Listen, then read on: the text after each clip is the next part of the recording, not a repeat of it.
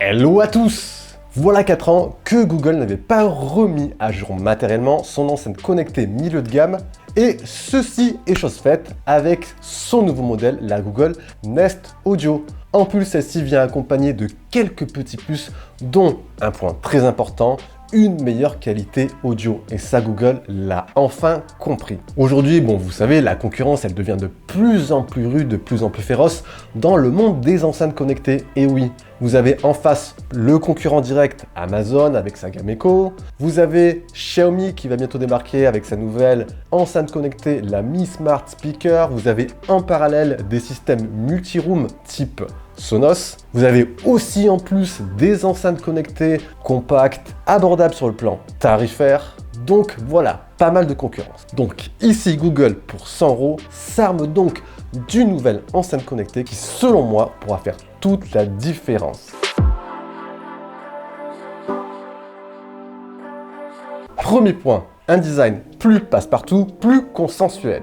Rappelez-vous, le Google Home sorti en 2016 avait un design très atypique, en forme de biseau sur le haut. Ici, Google la joue plus sobre. Selon moi, cette enceinte n'a plus du tout le même look et franchement, c'est pas plus mal. Ce qui est cool, c'est qu'elle a été conçue sur le plan visuel pour s'intégrer à tout type de décor. Design minimaliste, compact, seulement 17,5 cm de haut, revêtu d'un tissu maillé. Les finitions sont impeccables. Personnellement, j'adore. Quelle que soit la pièce où vous allez placer l'enceinte, elle passe inaperçue et se fondra parfaitement à votre intérieur. Niveau coloris, chez nous, elle est disponible seulement en 2 couleurs. Vous avez soit blanc galet ou soit un sorte de noir charbon. Après, je me pose la question, mais pourquoi Google n'a pas sorti également les 3 autres coloris qui sont disponibles outre-Manche? Pour ma part, si ça aurait été le cas,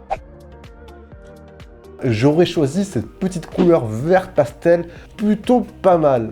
Mais bon, bref, au final, on s'en contentera. Si vous voyez pour la première fois l'enceinte, il vous sera difficile de savoir où se situent les zones de contrôle. Vous avez donc 3 surfaces tactiles sensitives. En haut à gauche, elle vous servira à réduire le volume, en haut à droite pour augmenter, et au centre uniquement pour enclencher soit pause ou soit lecture. À chaque fois que vous allez appuyer sur une des zones tactiles, vous allez avoir soit l'indicateur au centre qui va s'éclairer, ou soit une petite indication sonore. Donc au final, ça reste très intuitif quand même. Sinon à l'arrière, vous avez un bouton physique pour allumer ou éteindre les microphones et juste à côté, un emplacement pour la prise secteur. Et puis c'est tout. Donc visuel dans l'ensemble, on reste assez épuré.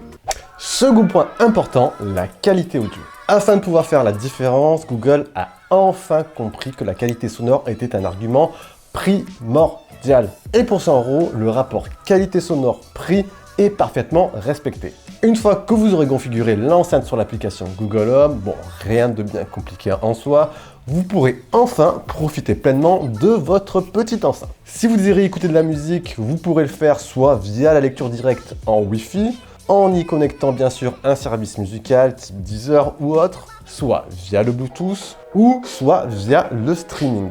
Bref, toutes les possibilités s'offrent à vous. Si j'avais à qualifier cette enceinte sur le plan sonore avec un seul mot, je dirais équilibre. Équilibre. Techniquement, l'enceinte est équipée d'un boomer de 75 mm et d'un tweeter de 19 mm. Dans les faits, en fait, l'enceinte procure un son relativement bien équilibré. Les basses sont présentes sans être non plus assourdissantes. Les médiums et les aigus sont dans l'ensemble assez bien maîtrisés. Mais au final, tout dépendra du type de musique que vous allez écouter.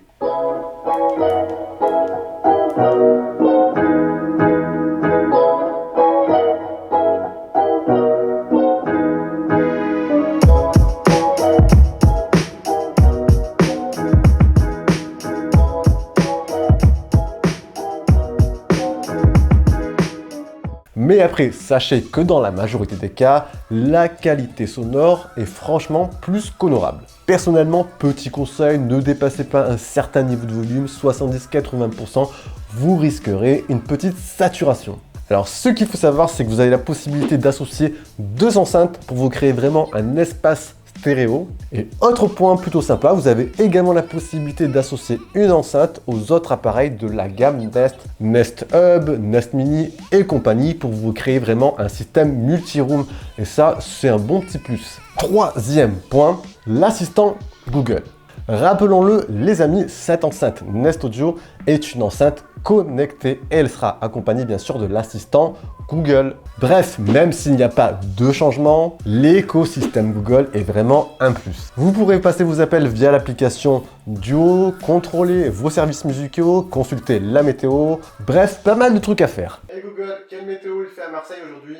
Selon les prévisions, à Marseille, aujourd'hui le ciel sera dégagé avec une température maximale prévue à 18 degrés et une température minimale à 9 degrés. Actuellement, il fait 18 degrés avec du soleil. Au final, Google Assistant reste vraiment le meilleur assistant du marché.